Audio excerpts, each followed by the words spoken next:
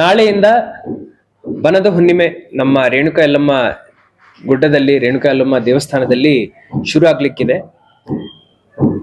ಈ ವರ್ಷ ಎಲ್ಲ ರೀತಿಯ ಸಿದ್ಧತೆಗಳನ್ನು ನಾನಿರ್ಬೋದು, ನನ್ನ SP ರವರು ಇರ್ಬೋದು, ಸ್ಥಳೀಯ ಶಾಸಕರಿರ್ಬೋದು, ಜೊತೆಯಲ್ಲಿ ರೇಣುಕಾ ಯಲ್ಲಮ್ಮ ಪ್ರಾಧಿಕಾರದ ಸೆಕ್ರೆಟರಿ, ಪ್ರವಾಸೋದ್ಯಮ ಮಂಡಳಿ ಕಮಿಷನರ್ ನಾವೆಲ್ಲರೂ ಮಾಡಿದ್ದೀವಿ.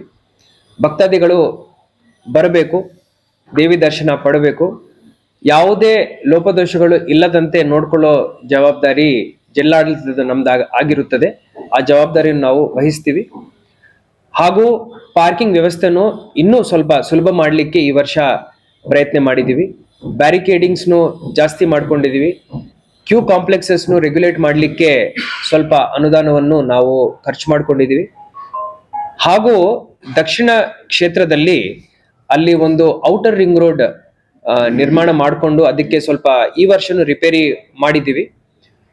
ಬರೋ ವರ್ಷದ ಒಳಗಡೆ ಅದೊಂದು ಪಕ್ಕಾ ರಸ್ತೆ ಮಾಡ್ಲಿಕ್ಕೂ ನಾವು ಟೆಂಡರ್ ಕರೆದಿದ್ದೀವಿ. ಈ ಎಲ್ಲ ಇಂಪ್ರೂವ್ಮೆಂಟ್ಸ್ ಏನಿದಾವೆ ಇದನ್ನು ತಾವು ಈ ವರ್ಷ ನೋಡ್ಲಿಕ್ಕೆ ಆಗುತ್ತೆ. ಹಾಗೂ ದೇವಿ ದರ್ಶನ ಪಡಿಲಿಕ್ಕೆ ಏನೇನು ಅನುಕೂಲ ಮಾಡಲಿಕ್ಕೆ ನಮಗೆ ಸಾಧ್ಯವಾಗಿದೆಯೋ ಅದನ್ನು ನಾವು ಮಾಡಲಿಕ್ಕೆ ಈ ವರ್ಷ ಪ್ರಯತ್ನ ಮಾಡಿದ್ದೀವಿ. ಮುಂದಿನ ವರ್ಷದ ಒಳಗಡೆ ನಮ್ಮ ಅಭಿವೃದ್ಧಿ ಕೆಲಸಗಳು ಪೂರ್ಣ ಆದ ನಂತರ ಇನ್ನೂ ಸುಲಭ ಆಗುತ್ತೆ ಅಂತ ಹೇಳಿ ನಾನು ನಿಮಗೆ ನಂಬಿಕೆ ಕೊಡ್ಲಿಕ್ಕೆ ಬಯಸುತ್ತೇನೆ.